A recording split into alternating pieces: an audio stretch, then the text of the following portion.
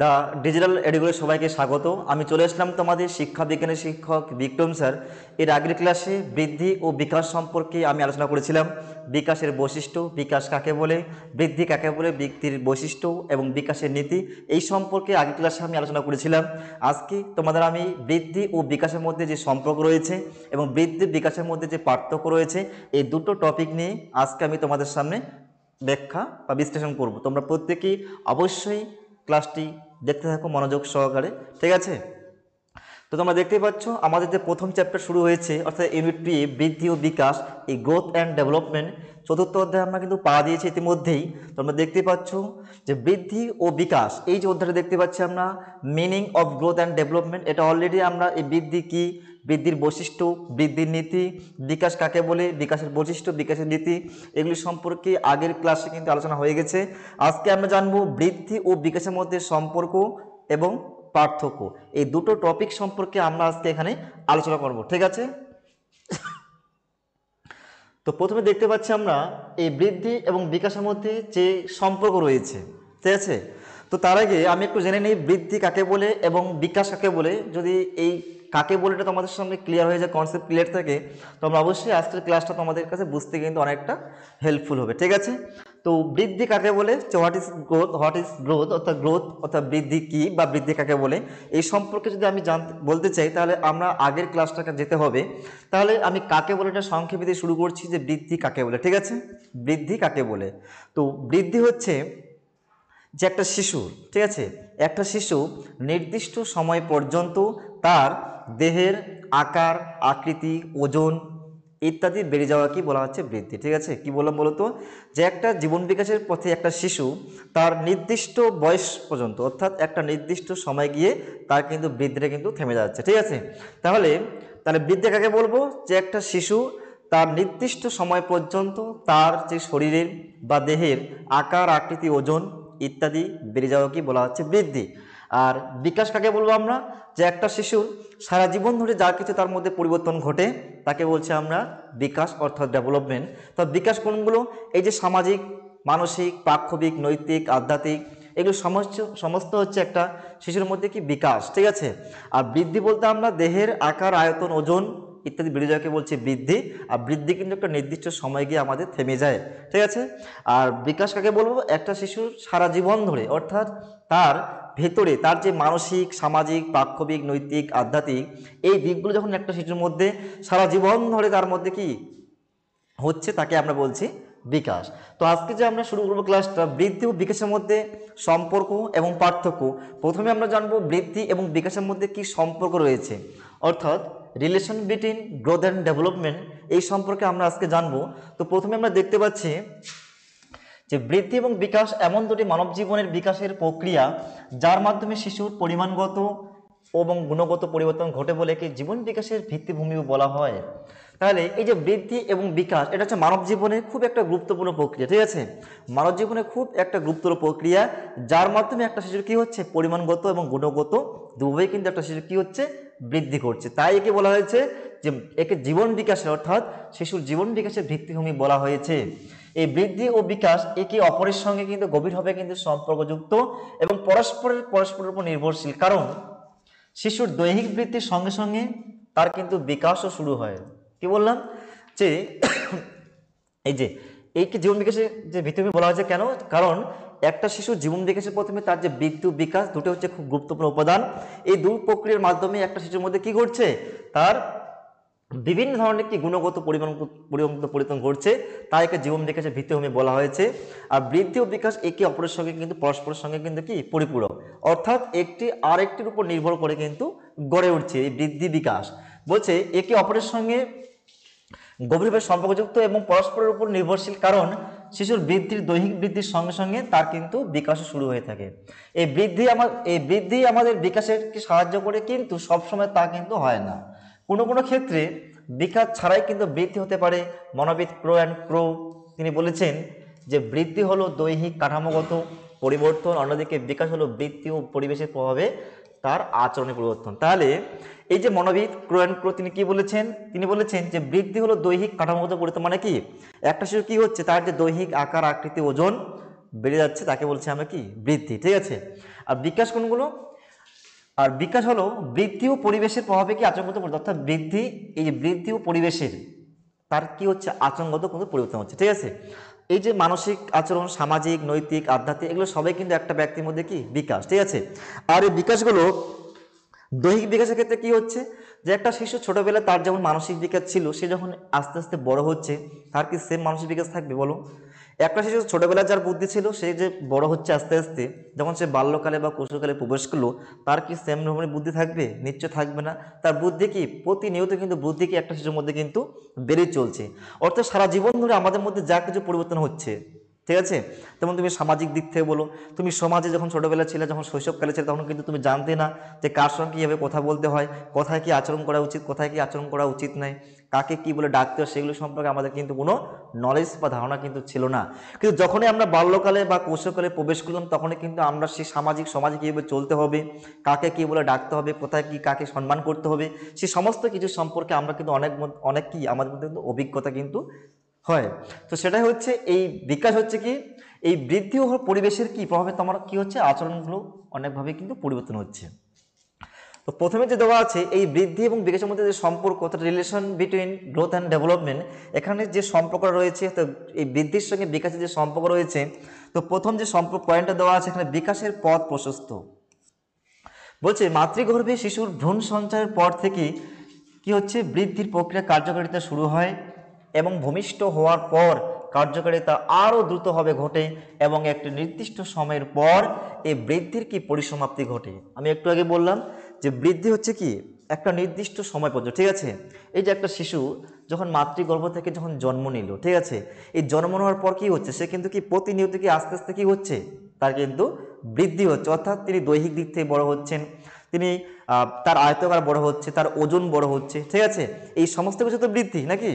কি বললাম যে একটা শিশু যখন মাতৃগর্ভ থেকে জন্মগ্রহণ করলো অথবা মাতৃগর্ভে, এই যে যখন একটা শিশু মাতৃগর্ভে যখন থাকছে, যখন মাতৃগর্ভে যখন ভ্রূণ সঞ্চার হচ্ছে, তখন থেকে কিন্তু একটা শিশু সেই মাতৃগর্ভে কিন্তু প্রতিনিয়ত আস্তে আস্তে আস্তে আস্তে কিন্তু বড় হচ্ছে, বড় হয়ে একটা শিশু সেই মাতৃগর্ভ থেকে কিন্তু জন্ম নিল। এই যে জন্ম নেওয়ার পর থেকে যদি আমি শুরু করি, এই যে জন্ম যখন গ্রহণ করলো একটা শিশু, মায়ের গর্ভ থেকে যখন জন্মগ্রহণ করলো বা সে যখন পৃথিবীতে আলো দেখলো, তখন থেকে কিন্তু কি হচ্ছে, একটা শিশু কিন্তু আস্তে আস্তে কি হচ্ছে, তার প্রতিনিয়ত কি হচ্ছে, তার কিন্তু বৃদ্ধি হচ্ছে। আর বৃদ্ধিটা কিন্তু সারা জীবন একটা ব্যক্তির মধ্যে কিন্তু বা একটা শিশুর মধ্যে কিন্তু ঘটতে পারে না, কারণ বৃদ্ধি হচ্ছে একটা নির্দিষ্ট সময় পর্যন্ত কিন্তু চলতে থাকে। তোমার 18 থেকে 25 বয়স পর্যন্ত যা তোমার বৃদ্ধি হবে, তারপরে কিন্তু তোমার মধ্যে আর বৃদ্ধি কিন্তু হবে না। এটা একটা বৃদ্ধির একটি মেন ফিউচার বা মেন বৈশিষ্ট্য। কারণ যদি সারা জীবন ধরে যদি একটা ব্যক্তি বা একটা শিশুর মধ্যে যদি বৃদ্ধি হতো, তাহলে কিন্তু সে অনেক উঁচু ব্যক্তি হয়ে যেত, কিন্তু সেটা তো আমাদের পরিবেশে দেখা যায় না। তাহলে কি বললাম, বৃদ্ধির যে সংজ্ঞাটা আমি বললাম একটু আগে, যে বৃদ্ধি হচ্ছে একটা নির্দিষ্ট সময় পর্যন্ত ধরে একটা শিশুর মধ্যে তার ওজন, আকার, আকৃতি এগুলো যে বৃদ্ধি পাচ্ছে, আয়তকার মোটা হচ্ছে, পাতলা হচ্ছে, তার ওজন বাড়ছে, একটু হাইট হচ্ছে, এটাকে বলছি আমরা বৃদ্ধি। সেই কথাটা এখানে উল্লেখ করা আছে যে মাতৃগর্ভে শিশুর ভ্রূণ সঞ্চারের পর থেকে তার বৃদ্ধি প্রক্রিয়া কিন্তু শুরু হয়, অর্থাৎ মাতৃগর্ভে থাকাকালীন কিন্তু একটা শিশু কিন্তু তার বৃদ্ধি প্রক্রিয়া শুরু হয় এবং ভূমিষ্ঠ যখন সে মাতৃগর্ভ থেকে সে যখন ভূমিষ্ঠ হলো, তখন পর কি হচ্ছে, তার আরও কিন্তু কি হচ্ছে, তার শারীরিক এই যে তার আকার, আয়তন, ওজন কিন্তু কি হচ্ছে, বৃদ্ধি পাচ্ছে এবং একটি নির্দিষ্ট সময়ের পর বৃদ্ধিটা কিন্তু কি যায়, থেমে যায় বা তার কিন্তু পরিসমাপ্তি হবে। আমি একটু আগে বললাম, কিন্তু এই যে বৃদ্ধির বিকাশের পথকে কি করে প্রশস্ত করে, এই বৃদ্ধি তোমার মধ্যে একটা সুন্দর বৃদ্ধি হচ্ছে, সেই বৃদ্ধিটা কি হচ্ছে, একটা তোমার বিকাশের পথ, তোমার যে দৈহিক বিকাশ, মানসিক, বুদ্ধিক, সামাজিক, নৈতিক, আধ্যাত্মিক, এগুলো হচ্ছে একটা ব্যক্তির মধ্যে কিন্তু বিকাশ কি করছে, তোমার সেই বিকাশের কি পথকে কি করছে, প্রশস্ত করে তুলছে এবং মানব জীবন পরিপূর্ণতা লাভ করে। তাই বৃদ্ধি এবং বিকাশের মধ্যে সহযোগিতাপূর্ণ একটা সম্পর্ক রয়েছে। তোমার যদি বৃদ্ধি না হয়, তোমার কিন্তু কি তোমার দৈহিক যে এই যে তোমার যে মানসিক বিকাশ, সামাজিক বিকাশ, এগুলো কিন্তু তোমার মধ্যে অতিমাত্রা কিন্তু বৃদ্ধি পাবে না। তাই তোমার বৃদ্ধির উপরে তোমার ডিপেন্ড করছে তোমার কিন্তু এই বিকাশ, ঠিক আছে। তোমার বৃদ্ধি যত হচ্ছে সেভাবে তোমার কি হচ্ছে, তোমার মানসিক ক্ষমতা অথবা বিকাশ তোমার মধ্যে কিন্তু ক্রিয়েটিভ হচ্ছে, তোমার মধ্যে মানসিক ক্ষমতা, বুদ্ধিক ক্ষমতা এগুলো কি হচ্ছে, তোমার মধ্যে আস্তে আস্তে কিন্তু বৃদ্ধি হচ্ছে, অর্থাৎ বৃদ্ধির সঙ্গে সঙ্গে কিন্তু তোমার এই যে বিকাশের যে পথটা কি হচ্ছে, আস্তে আস্তে কিন্তু বাড়ছে। কারণ তোমার যদি ঠিকঠাকভাবে বৃদ্ধি না ঘটে তাহলে কিন্তু কখনোই আমার মধ্যে কিন্তু বিকাশ প্রক্রিয়া কিন্তু লাভ করবে না। কারণ যে একটা শিশু যখন সে ক্লাস 5-এ পড়ে বা ক্লাস 6-এ যখন একটা শিশু পড়ে, তাকে কখনোই কিন্তু এ কিউ প্লাস বি কিউ সূত্র তাকে কিন্তু বোঝানো অসম্ভব, কারণ সে সেটা নিতে পারবে না, কারণ তার বিকাশ ঠিকঠাকভাবে কিন্তু হয়নি, বৃদ্ধিও তার মধ্যে কিন্তু ঠিকঠাক হয়নি। কারণ কখনোই একটা ক্লাস 4-এর বাচ্চাকে সে কখনোই কিন্তু তাকে বাইক চালাতে সে কিন্তু পারবে না, কারণ তার বৃদ্ধি ঠিকঠাক কিন্তু ভাবে হয়নি। তাই এই বৃদ্ধি ও বিকাশ দুটো কিন্তু একে অপরের উপর কিন্তু নির্ভর করে রয়েছে। তারপরে 2 নম্বর যে পয়েন্টে দেওয়া আছে, অবিচ্ছিন্ন গতি বজায় রাখা। ঠিক আছে, অবিচ্ছিন্ন গতি বজায় রাখা কি বলছে, শিশু যখন তার মাতৃগর্ভ থেকে তখন পৃথিবীতে জন্মগ্রহণ করে সে থাকে পরনির্ভরশীল এবং অপরিণত অসহায় এক ক্ষুদ্র সত্তা। অর্থাৎ একটা শিশু যখন মাতৃগর্ভ থেকে অর্থাৎ মায়ের গর্ভ থেকে যখন একটা শিশু জন্মগ্রহণ করে পৃথিবীতে জন্মগ্রহণ করে, তখন কিন্তু কি থাকে, সে থাকে পরনির্ভরশীল, অর্থাৎ পরের উপর সে কিন্তু ডিপেন্ডেন্ট থাকে এবং অসহায় এক ক্ষুদ্র সত্তা থাকে। তারপরে তার বৃদ্ধি ও বিকাশের প্রক্রিয়ার দ্বারা সে কি হচ্ছে, একটা পরিণত অবস্থার দিকে সে কিন্তু আস্তে আস্তে কি হচ্ছে, সে কিন্তু এগিয়ে যাচ্ছে।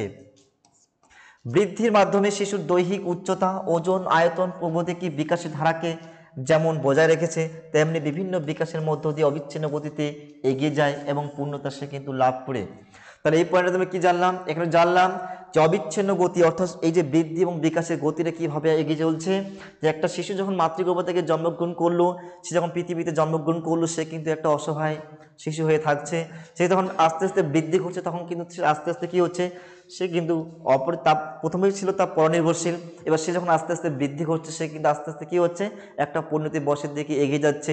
তখনই সে কিন্তু নিজেই নিজে কি দাঁড়াতে পারছে, হাঁটতে পারছে, দৌড়তে পারছে। এবং বৃদ্ধির মাধ্যমে শিশুর কি হচ্ছে, যখন বৃদ্ধি হচ্ছে একটা শিশুর কি হচ্ছে, তার দৈহিক ক্ষমতা, তার দৈহিক উচ্চতা, তার আয়তকার, ওজন, এগুলো কি হচ্ছে আস্তে আস্তে বাড়ছে না।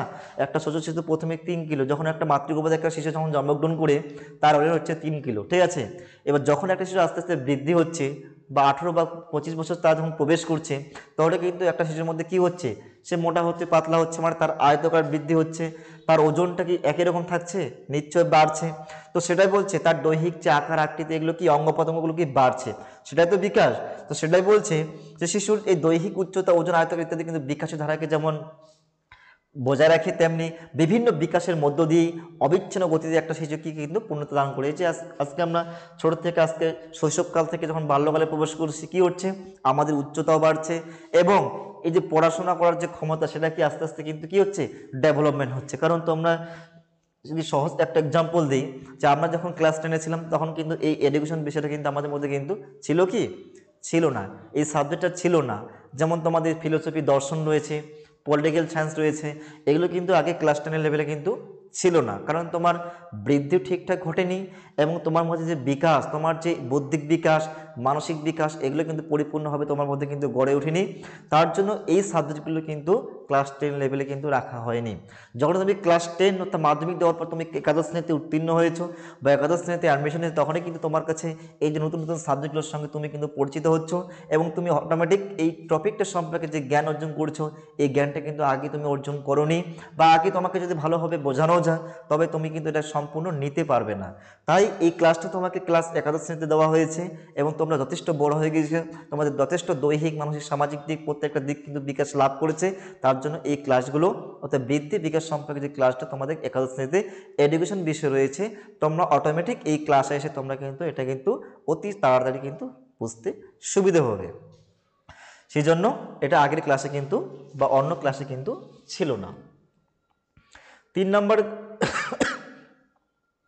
এবার একটা উদাহরণ দেওয়া আছে এখানে, এই যে বৃদ্ধি বিকাশের যে সম্পর্কটা পড়লাম তার একটা উদাহরণ দেওয়া আছে, যে একটি শিশু যদি নির্দিষ্ট উচ্চতা এবং ওজনের অধিকারী না হয়, সে শারীরিক দিক থেকে কিন্তু দুর্বল এবং ত্রুটিপূর্ণ হবে। ঠিক আছে, কি বললাম, যে একটা শিশু, ঠিক আছে, একটা শিশু বা একটা ব্যক্তি কি হয়, যদি নির্দিষ্ট উচ্চতা, নির্দিষ্ট হাইট, উচ্চতা এবং ওজনের যদি অধিকারী না হয়, ঠিক আছে, তাহলে কি হবে, সেই শিশুরা কিন্তু শারীরিক দিক থেকে কি ত্রুটিপূর্ণ হবে। ঠিক আছে, এবং কি হবে, সে কিন্তু দুর্বল ব্যক্তি হবে। ঠিক আছে, এবং তার এই যে অঙ্গ সঞ্চালন, চিন্তন শক্তি, কল্পনা শক্তি, স্মরণ শক্তি, যুক্তিদানের ক্ষমতা ইত্যাদির বিকাশ সঠিকভাবে কিন্তু ঘটে না। যদি একটা শিশুর মধ্যে উচ্চতা ঠিকঠাকভাবে না হয়, ওজন ঠিকঠাকভাবে না হয়, সে কিন্তু কি শারীরিক দিক থেকে কী হবে, সে কিন্তু অনেকটা দুর্বল হয়ে পড়বে। ঠিক আছে, এবং সে হবে কিন্তু ত্রুটিপূর্ণ।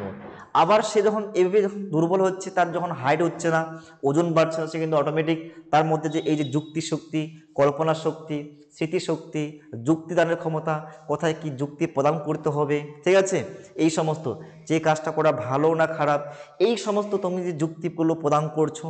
যে কিছুদিন আগে কোভিড-19 গেল, 2019 সালে যে কোভিড-19 আমরা পড়লাম, তখন আমরা এই যে অটোমেটিক কিন্তু পরীক্ষাগুলো বন্ধ হয়ে গেল।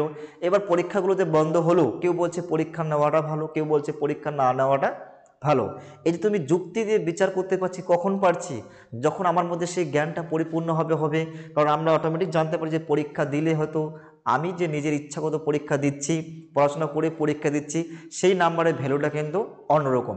আর পরীক্ষা না দিয়ে নাম্বার পাওয়ার সেই মূল্য কিন্তু অন্যরকম।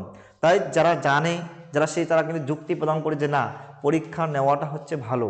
কারণ যদি অফলাইনে হয় তবুও নেওয়া ভালো, যদি অনলাইনে পরীক্ষাটা নেয় তবুও ভালো। কারণ তুমি লিখে যদি 2 পাও তবু তার মূল্য কিন্তু অনেক। আর তুমি যদি না লিখে না পরীক্ষা দিয়ে তুমি সরকার থেকে যদি নাম্বার পাও, তার মূল্য কিন্তু অন্যরকম। তো এই যে যুক্তি প্রদানের ক্ষমতা, স্মরণ শক্তি, স্মৃতিশক্তি, কল্পনা শক্তি, চিন্তন শক্তি, এগুলো যে অঙ্গ সঞ্চালন, এগুলো কিন্তু তোমার মধ্যে কিন্তু ঘটবে না। কখন ঘটবে না? যদি তোমার মধ্যে উচ্চতা এবং কি ওজনের যদি সঠিক অধিকারী না হও, তাহলে কিন্তু তোমার শারীরিক দিক থেকে দুর্বল হবা এবং ত্রুটিপূর্ণ হবে। এবং তোমার যে অঙ্গ সঞ্চালন, যুক্তিশক্তি, কল্পনা শক্তি, স্মৃতিশক্তি, যুক্তির ক্ষমতা, এগুলো কিন্তু কোনোভাবে কিন্তু তোমার মধ্যে সঠিকভাবে কিন্তু বিকাশ লাভ করতে পারবে না। তাই বলা যায় বৃদ্ধি ও বিকাশ এতটাই গভীর সম্পর্কযুক্ত যে একটির ব্যতীত অপরটি কোনো কার্যকারিতা ভূমিকা গ্রহণ করতে পারে না। তাই বলছে যে বৃদ্ধি ও বিকাশ দুটো কিন্তু একটা ব্যক্তির বা কিছুর মধ্যে খুবই গুরুত্বপূর্ণ, একটা ছাড়া আর একটা কিন্তু চলতেই পারে না। ঠিক আছে, বৃদ্ধি যেমন দরকার, ঠিক তেমনই কিন্তু একটা শিশুর মধ্যে বিকাশও দরকার। কারণ তুমি তোমার বৃদ্ধি হয়েছে, অনেক উঁচু হয়েছে তুমি, কিন্তু তোমার মধ্যে কিন্তু কোনো বুদ্ধি, কোনো মানসিক, কোনো সামাজিক, এগুলো কিন্তু তোমার মধ্যে কিছুই নেই। তার তোমাকে কি ভালো মানুষ বলবে বা সুনাগরিক মানুষ বলবে? তুমি বড় হয়ে গেছো, ঠিক আছে, বড় হয়ে যাওয়ার পরে তোমার কি হচ্ছে, তুমি সমাজে কি করে চলতে হয় সেটা তুমি জানো না, কাকে কীভাবে কথা বলতে হয় সেটা জানো না। তা তোমাকে কি সুনাগরিক বলবে? কারণ তোমার হাইট তো হচ্ছে, হাইট হওয়ার সঙ্গে সঙ্গে তোমাকে সব দিক দিয়ে কি ভালোভাবে থাকতে হবে। তখন তোমার মানসিক দিক, তোমার সামাজিক দিক, সমাজে কীভাবে চলতে হবে এবং কাকে কি সম্মান করতে হবে, কাকে কীভাবে ডাকতে হবে, কার সঙ্গে কীভাবে কথা বলতে হবে, এবং তোমার মানসিক দিক, কোন জিনিসটা ভালো মন্দ, এইগুলো যখন তুমি বুঝতে পারবো তখনই তো তুমি সুনাগরিক। তো সেটাই বলছি, শুধু বৃত্তি হলে হবে না, ঠিক আছে, সব দিক দিয়ে তোমাকে কিন্তু সব দিক দিয়ে তোমাকে পারদর্শী থাকতে হবে, তাহলেই একটা তাকে আমরা সুনাগরিক বা সুব্যক্তিত্ব অধিকারী তাকে কিন্তু আমরা বলতে পারি। 3 নম্বর পয়েন্টে কি আছে? আচরণের পরিবর্তন এবং ব্যক্তিসত্তা গঠন দেওয়া আছে। বৃদ্ধির ফলে কি হয়? মানব জীবনে যে সকল পরিবর্তন ঘটে তার প্রকৃত তাৎপর্য বিকাশের দ্বারাই বোঝা যায়। অর্থাৎ ব্যক্তির বৃদ্ধি ও বিকাশের মাধ্যমে তার আচরণের পরিবর্তনের পাশাপাশি ব্যক্তিসত্তা গঠিত হয়ে থাকে। তা শিশুর বৃদ্ধি ও বিকাশের সঙ্গে সামঞ্জস্য রেখে শিক্ষা অবস্থা পরিচয় করা হয়। একটু আগে আমি বললাম যে বৃদ্ধির ফলে মানব জীবনে কি হয়, যে সকল দিক পরিবর্তন ঘটে তার প্রকৃত কিন্তু কি তাৎপর্য বিকাশের দ্বারা কিন্তু বোঝা যায়। যে একটা বৃদ্ধির ফলে মানব জীবনে কি কি পরিবর্তন ঘটলো তা কিন্তু কি করে যায়, এই বিকাশের কারণে কিন্তু দ্বারা জানা যায়। অর্থাৎ ব্যক্তির বৃদ্ধি ও বিকাশের মাধ্যমে তা কি হচ্ছে, আচরণে কিন্তু পরিবর্তন হচ্ছে, অটোমেটিক পরিবর্তন হয়। একটা ছোট শিশু যখন কি করতো, ছোটবেলায় কিন্তু হামাগুড়ি দিত, হামাগুড়ি দেওয়ার সময় সে আশেপাশে যা পেত তা কিন্তু সে কিন্তু খেয়ে নিত বা সঙ্গে সঙ্গে সে কিন্তু মুখে প্রবেশ করতো।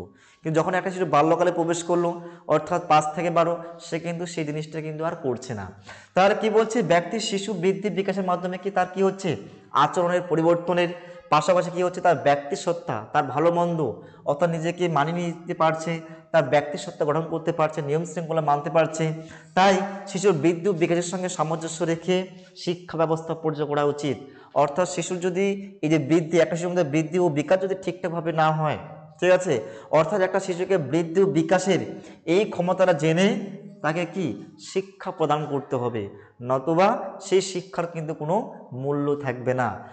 যতটা তার মধ্যে বৃদ্ধি হয়েছে, যতটা হাইট হয়েছে, সেই যতটা তার মানসিক ক্ষমতা রয়েছে, সেই অনুযায়ী কিন্তু কি করতে হবে, তাকে শিক্ষাটা প্রদান করতে হবে। এই যে তোমরা আজকে 1 2 3 4 5 6 করে তোমরা আজকে একাদশ শ্রেণীতে প্রবেশ করেছো, প্রত্যেকটা বইয়ের চ্যাপ্টার কিন্তু কি আলাদা আলাদা, ঠিক আছে, কারণ 1-এ তোমরা যে পড়াশোনা করেছো একটু ক্লাস 2-এ ওটা কি আর একটু কি কঠিন, আজকে তোমরা মাধ্যমিকে আর একটু সহজ ছিল, যখন তোমরা একাদশ শ্রেণীতে উঠলো তখন কিন্তু কি হলো, আর একটু কি হলো, চ্যাপ্টারগুলো কঠিন টাইপের হয়ে গেল। তো সেটাই বলছি, এই যে বৃদ্ধি বিকাশের সঙ্গে একটা শিশুকে ভালো করে অবজার্ভ করার পরে তার সঙ্গে কি করতে হবে, শিক্ষা ব্যবস্থা কি করতে হবে, পরিচালিত করতে হবে। ঠিক আছে, কারণ একটা শিশু এই যে আর্নেস্ট মনোবিদ তিনি যে আমাদের জীবন বিকাশের যে স্তরটা অর্থাৎ জন্ম থেকে মৃত্যু অবধি স্তরকে তিনি 4 ভাগে ভাগ করেছেন, অর্থাৎ শৈশবকাল, বাল্যকাল, কৈশোরকাল আর হচ্ছে প্রাপ্তবয়স্ককাল। শৈশবকাল হচ্ছে 0 থেকে 5, বাল্যকাল হচ্ছে 5 থেকে 12 এবং কৈশোরকাল হচ্ছে 12 থেকে 18, আর প্রাপ্তবয়স্ককাল হচ্ছে 18 থেকে একবারে মৃত্যুর পর্যন্ত হচ্ছে আমাদের প্রাপ্তবয়স্ককাল। ঠিক আছে, এটা বলেছিল আর্নেস্ট জন। এই আর্নেস্ট জন মনোবিদ প্রত্যেকটা শিশু কি করেছেন, অবজার্ভ করেছিলেন অর্থাৎ প্রত্যক্ষণ করেছেন যে একটা শিশু সে কোন বয়সে কতটুকু সে শিক্ষা নিতে পারবে। এই অবজার্ভ করার পরেই মনোবিদ বা শিক্ষা বিজ্ঞানীরা কি করেছেন, প্রত্যেকটা ক্লাসের জন্য প্রত্যেকটা ধরনের কি আলাদা আলাদাভাবে কি ভিন্ন ভিন্ন ধরনের তারা কিন্তু কারিকুলাম অর্থাৎ পাঠ্যক্রম কিন্তু রচনা করেছেন।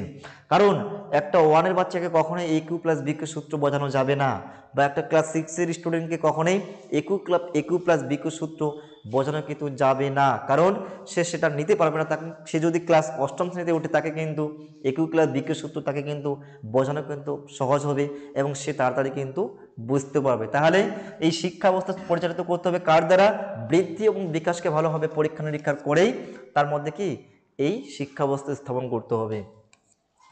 জীবন বিকাশের স্তর অনুযায়ী শিক্ষার ব্যবস্থা আমি একটু আগে বললাম যে জীবন বিকাশের যে স্তর, এই যে 4টে স্তরের কথা বলেছেন, কে বলেছেন, আর্নেস্ট জন। ঠিক আছে, এই আর্নেস্ট জন মনোবিদ কি বলেছেন, 4টা স্তরের কথা বলেছেন। অর্থাৎ তুমি যে এই যে জন্ম থেকে আজকে 0 থেকে একবারে মৃত্যু পর্যন্ত একটা যে ব্যক্তি আস্তে আস্তে কি হচ্ছে, বড় হচ্ছে, বয়সের দিকে কি পরিণত বয়সের দিকে এগিয়ে যাচ্ছে। এই যে জন্ম থেকে একটা শিশু জন্ম থেকে একবারে মৃত্যু, এই যে বয়সের যে ডিস্টেন্সটা, এটাকে তিনি এই যে আর্নেস্ট জন মনোবিদ 4টে ভাগে ভাগ করছেন। ঠিক আছে, আবার পিকুনাস রয়েছেন তিনি 10 ভাগে ভাগ করেছেন, তারপরে রুশো রয়েছেন তিনিও 4 ভাগে ভাগ করেছেন।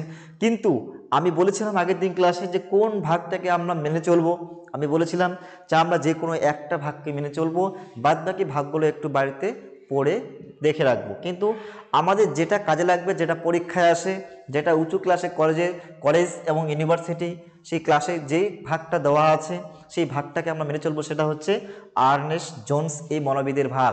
এই আর্নেস্ট জন মনোবিদ এই যে জীবন বিকাশের স্তরটা অর্থাৎ জন্ম থেকে মৃত্যু একটা শিশুর, এটাকে 4টে ভাগে ভাগ করেছেন। একটা হচ্ছে কি বললাম, শৈশবকাল।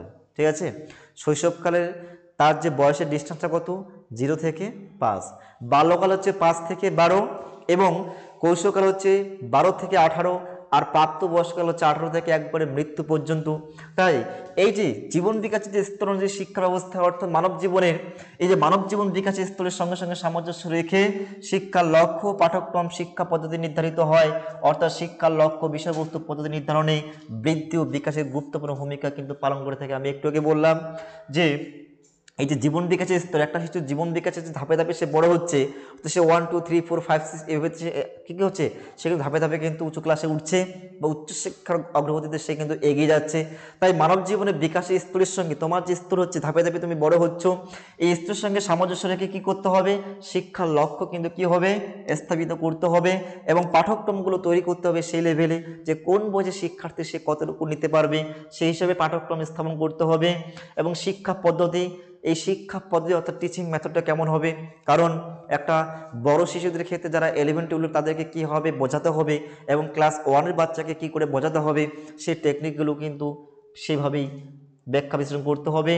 এবং সেই যে শিক্ষা লক্ষ্য, বিষয়বস্তু এবং পদ্ধতি নির্ধারণে এই বৃদ্ধি এবং বিকাশের যথেষ্ট কোনো ভূমিকা রয়েছে। কারণ এই বৃদ্ধি এবং বিকাশকে নির্ভর করেই এবং জীবন বিকাশের স্তরটাকে নির্ভর করে কি হচ্ছে, মনোবিদ বা শিক্ষা বিজ্ঞানীরা কী করছেন, বিভিন্ন ধরনের শিক্ষার লক্ষ্য, পাঠ্যক্রম, শিক্ষার পদ্ধতি এগুলো কিন্তু আবিষ্কার করে চলছেন। কারণ আগে ভালোভাবে একটা এই যে পাঠ্যক্রম তৈরি করার আগে মনোবিদ বা শিক্ষাবিদকে জানতে হবে যে কোন বয়সে শিক্ষার্থীরা কতটুকু সে তাদের ক্যাপাসিটি রয়েছে, নেওয়ার ক্ষমতা রয়েছে, সেটা ভেবেই মনোবিদ শিক্ষাবিদরা কী করবেন, পাঠ্যক্রম কিন্তু নির্ধারণ করবেন। বুঝতে পারলে কী বললাম, তারা কী করতে হবে, এই বৃদ্ধি ও বিকাশটাকে ভালোভাবে পরীক্ষা নিরীক্ষা করে কিন্তু এটা পাঠ্যক্রম নির্ধারণ করতে হবে, না হলে কিন্তু সেই পাঠ্যক্রম কোনো ভ্যালু থাকবে না। কারণ যখন আমরা 1-এর এই যে ছোটো ছোটো বাচ্চাদের বইগুলো দেখি, তারা কিন্তু এই যে কোনো একটা পড়ার পাশে কি একটা কিন্তু ছবি দেওয়া থাকে না, সরেয়তে অজগর থাকে না, এভাবে সরেয়াতে আম। কারণ যখন আমরা বড় ক্লাসে উঠলাম তখন কিন্তু সেই ছবিগুলো কিন্তু আর থাকছে না। ঠিক আছে, কারণ ছোটরা সেই বয়সে তাদের পাশে যদি ছবি রাখা যায় তাহলে কি তারা কিন্তু পড়ার প্রতি কি একটা ইন্টারেস্ট পাবে। তার জন্য ছোট ক্লাসের বাচ্চাদের বইয়ের পাশে কিন্তু সাইডে ছবি দেওয়া থাকে।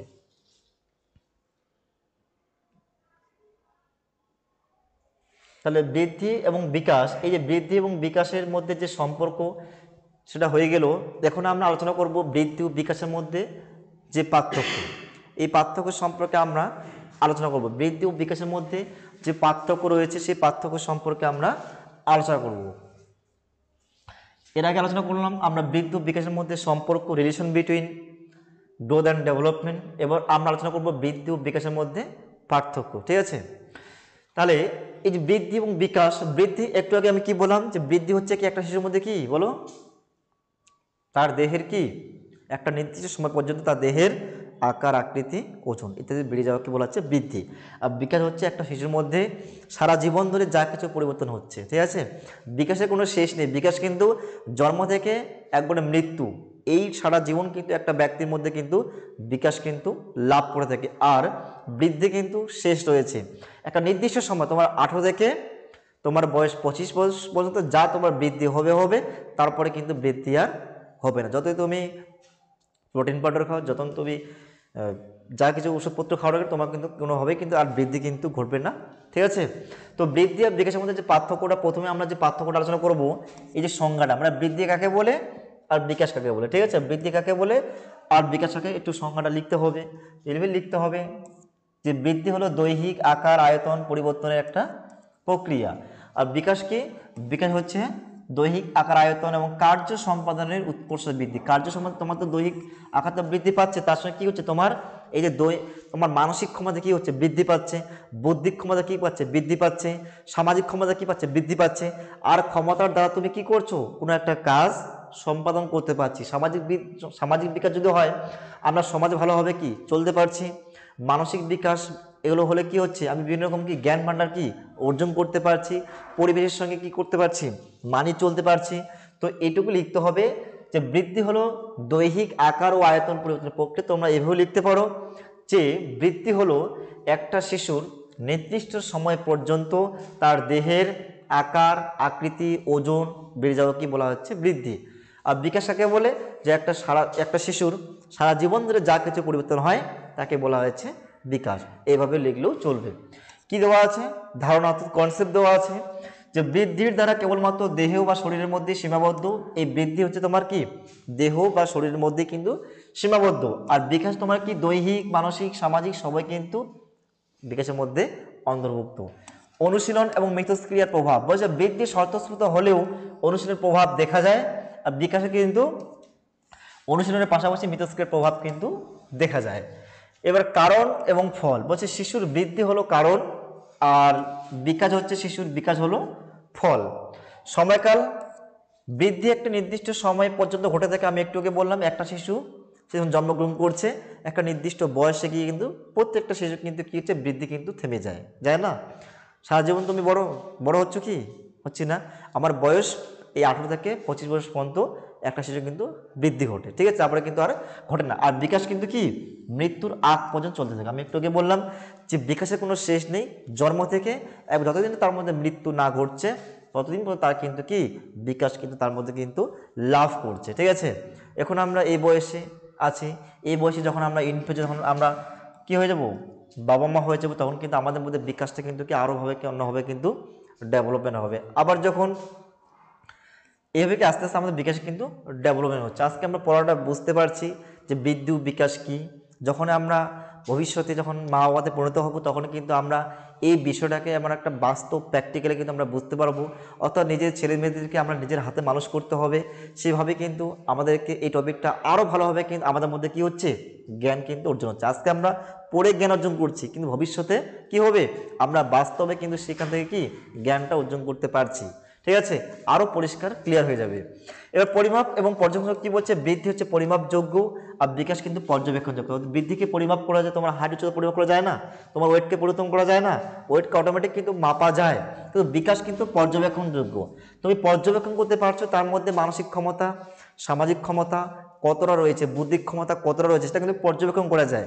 আর বৃদ্ধি কি হচ্ছে পরিমাপ করা যাচ্ছে, যে একটা শিশুর হাইট উচ্চতা কতটা হচ্ছে, ঠিক আছে, সেটা কিন্তু খুব সহজে কিন্তু পরিমাপ করা যায়। প্রকৃতি বলছি যে বৃদ্ধি পরিমাণগত এবং পরিবর্তনের প্রক্রিয়া, আর বিকাশ পরিমাণগত এবং গুণগত পরিবর্তনের প্রক্রিয়া। নৈবত্তিক এবং ব্যক্তিকেন্দ্রিক বলছে বৃদ্ধি একটি নৈবত্তিক প্রক্রিয়া, আর বিকাশ হচ্ছে একটি ব্যক্তিকেন্দ্রিক প্রক্রিয়া। সরল এবং জটিল বলছে বৃদ্ধি জীবন বিকাশের একটি সরল প্রক্রিয়া, আর বিকাশ হচ্ছে জীবন বিকাশের একটি জটিল প্রক্রিয়া, মানে এটাকে অর্জন করতে হয়, ঠিক আছে। আর জৈবিক এবং ধারাবাহিক বলছে বৃদ্ধি একটি জৈবিক প্রক্রিয়া, আর বিকাশ হচ্ছে একটি ধারাবাহিক পরিবর্তনের প্রক্রিয়া। অংশ এবং সামগ্রিক বলছে বৃদ্ধি বিকাশের একটি অংশ, বৃদ্ধি হলো বিকাশের একটি অংশ, আর বিকাশ বৃদ্ধি প্রক্রিয়া উভয়ের উপর, দুটোর উপর কি সামগ্রিক উপর নির্ভরশীল প্রক্রিয়া। ক্ষেত্র বলছে যে বৃদ্ধি বিকাশের ক্ষেত্রে নির্দিষ্ট সময়ে, যেমন হাতের ব্যায়াম করালে হাতের পেশির বৃদ্ধি ঘটে, তবে বৃদ্ধি কি বলছে, ক্ষেত্র কি বলছে যে বৃদ্ধির বিশেষ ক্ষেত্রে নির্দিষ্ট, যেমন তুমি যদি হাতে ব্যায়াম করো তাহলে অটোমেটিক তোমার মধ্যে বৃদ্ধিটা কি আরও একটু কি বাড়বে, ঠিক আছে, হাতের পেশির বৃদ্ধি ঘটবে। আর বিকাশের ক্ষেত্রে কি হচ্ছে সবই, অর্থাৎ তোমার দৈহিক মানসিক সামাজিক প্রাক্ষবিক ইত্যাদি তোমার মধ্যে কি বিকাশ। এবার অসাংগঠনিক এবং সাংগঠনিক বলছে বৃদ্ধি হচ্ছে সাংগঠনিক নয়, আর বিকাশ হচ্ছে একটা সাংগঠনিক প্রক্রিয়া। তাহলে কি বললাম, বৃদ্ধি ও বিকাশের মধ্যে পার্থক্য, আর এর আগের ক্লাসে বললাম আমি বৃদ্ধি ও বিকাশের মধ্যে যে সম্পর্ক, এই দুটো টপিক তোমাদের আলোচনা করলাম। এবার আসে বৃদ্ধির শিক্ষাগত যে তাৎপর্য, বৃদ্ধির শিক্ষাগত তাৎপর্য বলছে বৃদ্ধি হলো এমন একটি জৈবিক প্রক্রিয়া যা শিশুর পরিমাণগত পরিবর্তন ঘটে থাকে, আর শিশুর পরিমাণগত পরিবর্তন তার মানসিক প্রাক্ষবিক সামাজিক নৈতিক প্রতি সকল দিকের বিকাশকে কি করে প্রভাবিত করে, এমনকি শিশুর শিক্ষার বিষয়বস্তু পদ্ধতি ইত্যাদি নির্ধারিত হয়ে থাকে। অর্থাৎ শিশুর এই যে বৃদ্ধির পরিমাণ শিক্ষাগত তাৎপর্য রয়েছে, যা নিম্নে সহ কি আলোচনা করা হলো।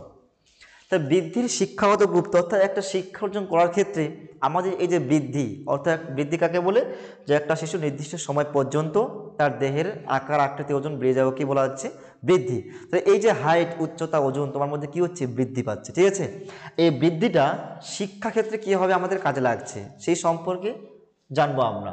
সেটা বলছে বৃদ্ধির শিক্ষাগত তাৎপর্য, মানে কি বৃদ্ধিটা শিক্ষা গ্রহণ করার ক্ষেত্রে কিভাবে আমাদের কাজে লাগছে সেই সম্পর্কে আমরা জানবো। তারপরে একটা ছক দেওয়া আছে একটা, ঠিক আছে, বৃদ্ধির যে এই যে তাৎপর্য শিক্ষা তাৎপর্য যেটা আমরা পড়বো, সেখানে কয়েকটা পয়েন্ট বা চিত্রসহ ছক করে ডায়াগ্রাম করে দেওয়া আছে।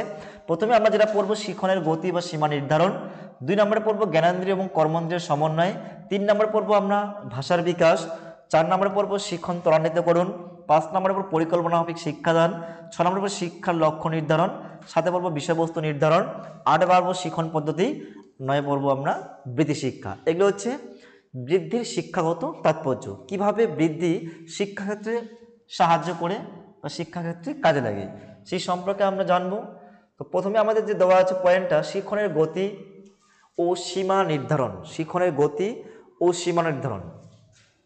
এখানে কি দেওয়া রয়েছে যে শিক্ষণের গতি ও সীমা নির্ধারণ যে পয়েন্টটা এখানে উল্লেখ করা আছে, সেই পয়েন্টে দেওয়া আছে যে বৃদ্ধি হলো এমন একটি সরল জৈবিক প্রক্রিয়া যা শিশুর বয়স বৃদ্ধির সঙ্গে সঙ্গে শরীর নানান অঙ্গ প্রত্যঙ্গের পরিণামন ঘটে, ঠিক আছে। কি বললাম যে বৃদ্ধি হচ্ছে এমন একটি সরল জৈবিক প্রক্রিয়া যা একটা শিশুর কি বয়স বৃদ্ধির সঙ্গে সঙ্গে কি হচ্ছে তার শরীরের বিভিন্ন যে অঙ্গ প্রত্যঙ্গ রয়েছে, ঠিক আছে, হাত পা মুখমণ্ডল কি হচ্ছে আস্তে আস্তে কি হচ্ছে পরিণামন ঘটছে। পরিণামন কথা বললাম একটু আগে যে ম্যাচুরেশন, যেটা কি অটোমেটিক একটা ব্যক্তির মধ্যে কি ঘটে যায়, ঠিক আছে, যেটা জৈবিক প্রক্রিয়া স্বাভাবিক প্রক্রিয়া যেটা অটোমেটিক একটা ব্যক্তির মধ্যে ঘটে যায় বা একটা ব্যক্তি পরিণত বয়সের দিকে যখন এগিয়ে যায় সেটাকে বলা হচ্ছে ম্যাচুরেশন বা পরিণামন।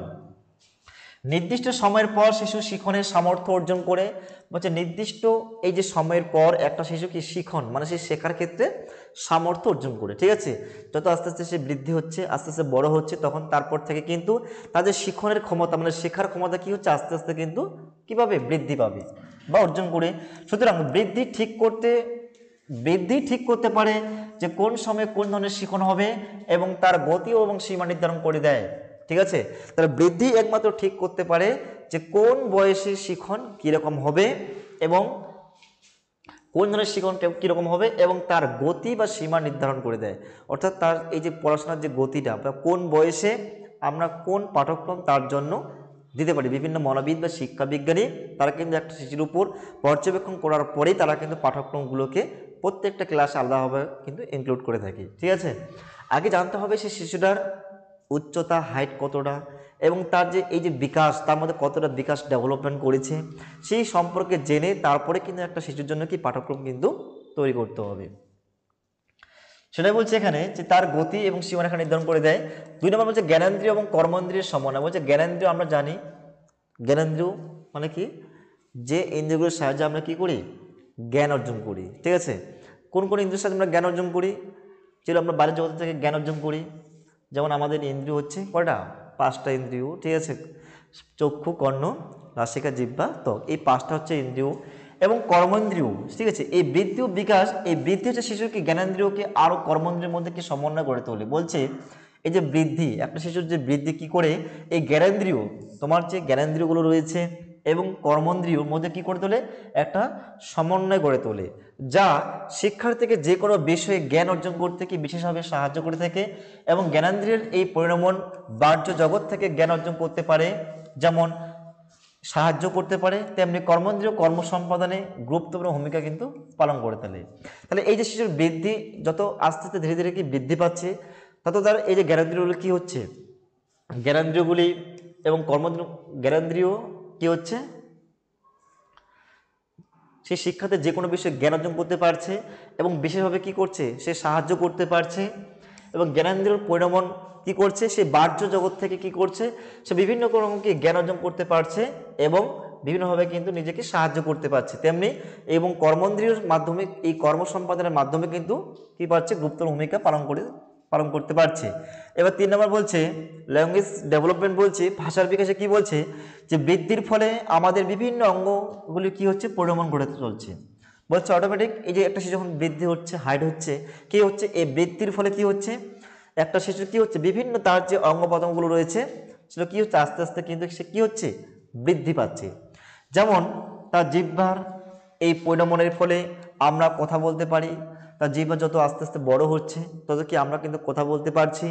এবং বৃদ্ধি সঠিকভাবে না ঘটলে ভাষার বিকাশ কিন্তু সম্ভব হবে না। বলছি একটা শিশুর মধ্যে যে বৃদ্ধি ঠিকঠাকভাবে না হয়, তার মধ্যে যে ভাষার বিকাশ অর্থাৎ ল্যাঙ্গুয়েজ ডেভেলপমেন্ট সেটা কিন্তু ঠিকভাবে কিন্তু হবে না। তাই বলা যায় শিশুর ভাষা বিকাশের এই বৃদ্ধির গুরুত্বপূর্ণ ভূমিকা পালন করে থাকে। বলছে ভাষার বিকাশে এই বৃদ্ধি অর্থাৎ গ্রোথ খুব গুরুত্বপূর্ণ ভূমিকা কিন্তু পালন করে থাকে। ঠিক আছে, এবার 4 নম্বর যে পয়েন্টটা বলছে শিখন ত্বরান্বিতকরণ। এই শিখন ত্বরান্বিতকরণ পয়েন্টে কি বলছে, যে বৃদ্ধির শিখনকে ত্বরান্বিত করে, অর্থাৎ শিক্ষার্থী উপযুক্ত বৃদ্ধি ঘটলেই যে কোনো বিষয় অতি সহজে কিন্তু আয়ত্ত করতে পারে। তাই শিশু শিখনের ক্ষেত্রে বৃদ্ধি তাৎপর্য গুরুত্বপূর্ণ ভূমিকা কিন্তু পালন করে থাকে। তাহলে এই যে শিক্ষা বৃদ্ধি হচ্ছে কি করে তোলে, শিখনকে ত্বরান্বিত করে থাকে, তো লার্নিং শিখন মানে শেখাকে কি করতে পারে, আরও অতিমাত্রাকে বৃদ্ধি করতে পারে। অর্থাৎ শিক্ষার্থী উপযুক্ত যদি বৃদ্ধি না ঘটে, ঠিক আছে, উপযুক্ত বৃদ্ধি না ঘটে, সে যে কোনো বিষয় অতি সহজে কিন্তু সে কিন্তু আয়ত্ত করতে পারবে না। পারবে কি বলো, পারবে না, কারণ তার তো বৃদ্ধি ঠিকঠাক উপযুক্তভাবে হয়নি। একটা ক্লাস 4-এর স্টুডেন্টকে বা ছাত্র শিশুকে কখনোই তাকে কি সে বাইক চালাতে পারবে, পারবে কি, নিশ্চয় পারবে না, কারণ তার হাইট কিন্তু যথাযথভাবে ঠিকঠাকভাবে তার মধ্যে কিন্তু ঘটেনি। সে কখনোই একটা ক্লাস 4-এর বা ক্লাস 1-এর বাচ্চা কখনোই কিন্তু সে বাইক চালাতে কিন্তু পারবে না।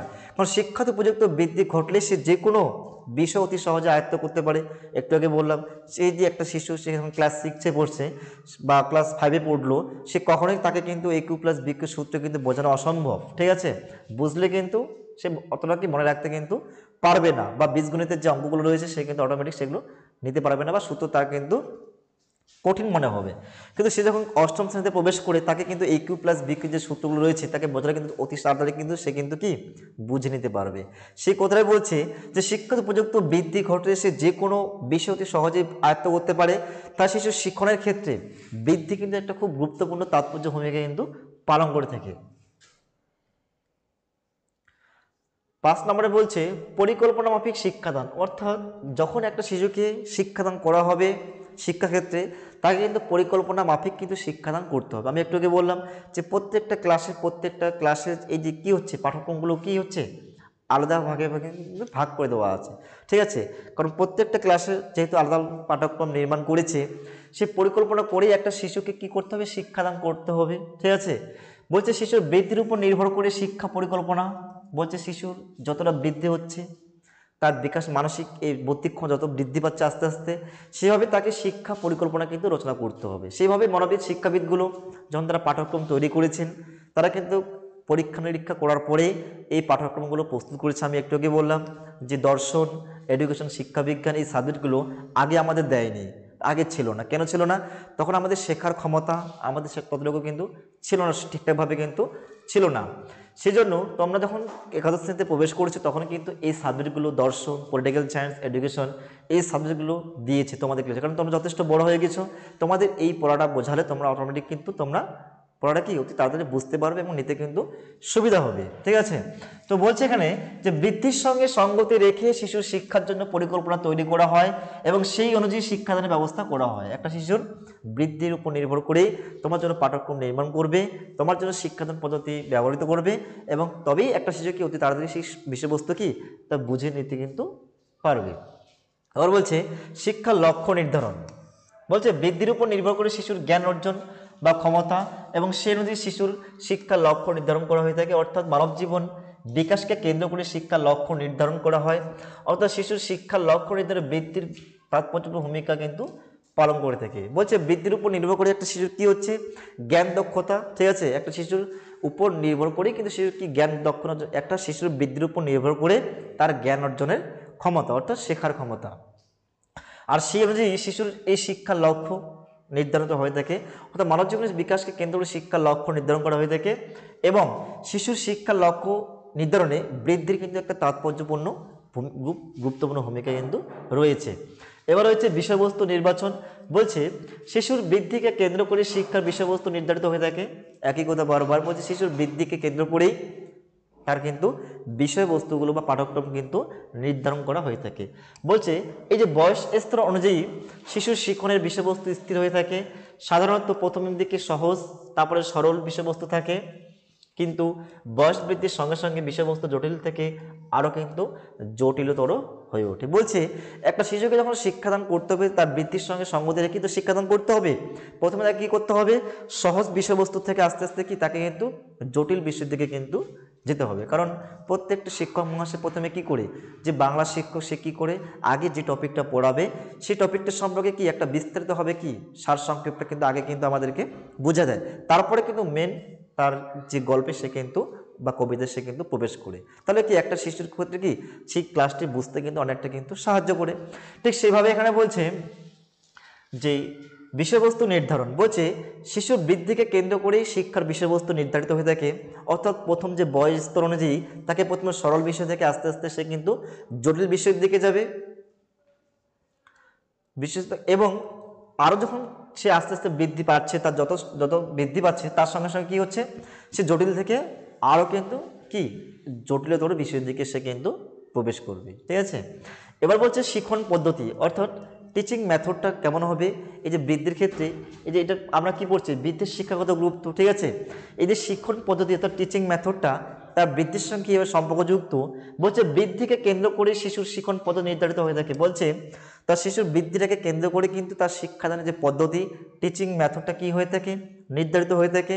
অর্থাৎ কোন শিক্ষার্থীকে আমরা কিভাবে কি শেখাবো তার কিন্তু অনেকগুলো কি মেথড রয়েছে, পদ্ধতি রয়েছে।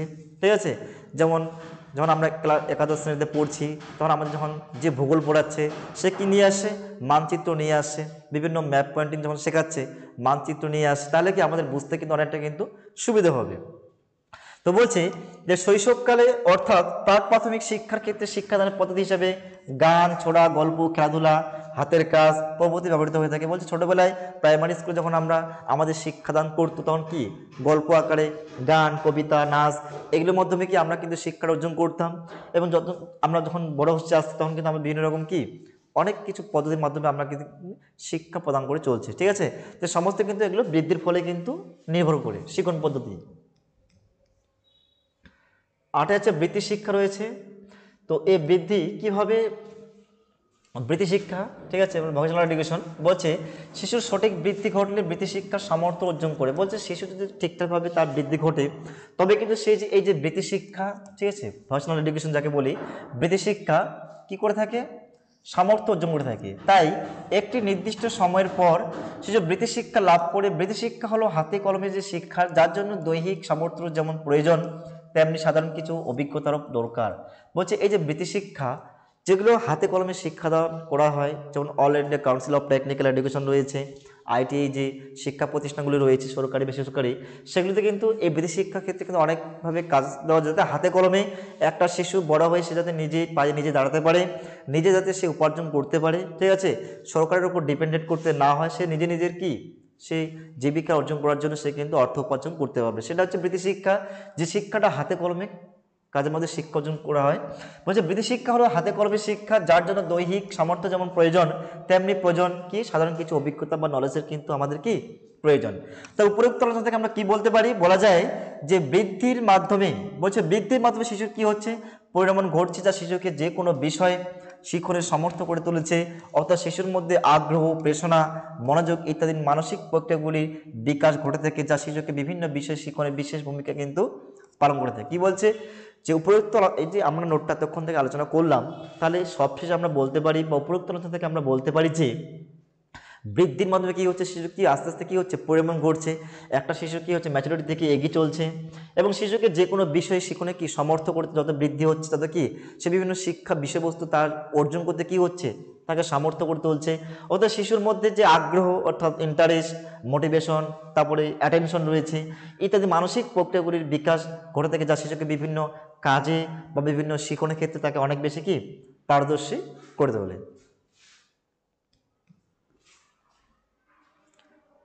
এবার রয়েছে বিকাশের শিক্ষাগত যে তাৎপর্য রয়েছে, বিকাশের শিক্ষাগত তাৎপর্য।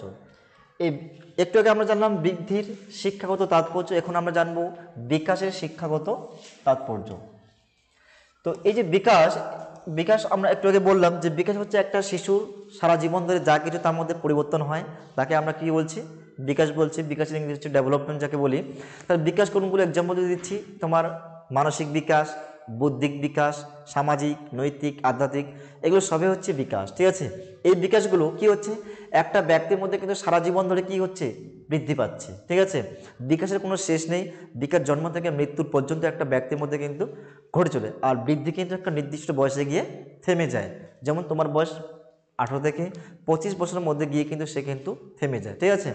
তো বিকাশের শিক্ষাগত তাৎপর্য যদি আমরা জানতে চাই তাহলে কি জানবো আমরা প্রথমে, যে বিকাশ হচ্ছে কি একটা জীবনব্যাপী ক্রম উন্নয়নশীল সামগ্রিক পরিবর্তনের প্রক্রিয়া। এই বিকাশের মাধ্যমে শিক্ষার্থী কি হচ্ছে তার দৈহিক, মানসিক, প্রাথমিক, সামাজিক, নৈতিক ইত্যাদি সকল দিকের পরিমাণগত ও গুণগত পরিবর্তন ঘটে। তাই শিক্ষার্থীর শিক্ষাক্ষেত্রে বিকাশের ভূমিকা খুবই গুরুত্বপূর্ণ, ঠিক আছে। তো বিকাশ কোনগুলো আমি একটু আগে বললাম, যে শিক্ষার্থীর দৈহিক, মানসিক, সামাজিক, প্রাথমিক, নৈতিক এগুলো সবই হচ্ছে একটা ব্যক্তির কি বিকাশ। আর এই বিকাশগুলো পরিমাণগত গুণগত পরিবর্তন ঘটে থাকে। তাই শিক্ষার্থীর শিক্ষাক্ষেত্রে এই যে বিকাশ, তোমার বুদ্ধিক বিকাশ, মানসিক, সামাজিক, নৈতিক, এগুলো কিন্তু শিক্ষাক্ষেত্রে আমার গুরুত্বপূর্ণ কিন্তু ভূমিকা পালন করে থাকে। বিকাশের শিক্ষাগত তাৎপর্য নিচে একটা ছক সহ আলোচনা করা হলো।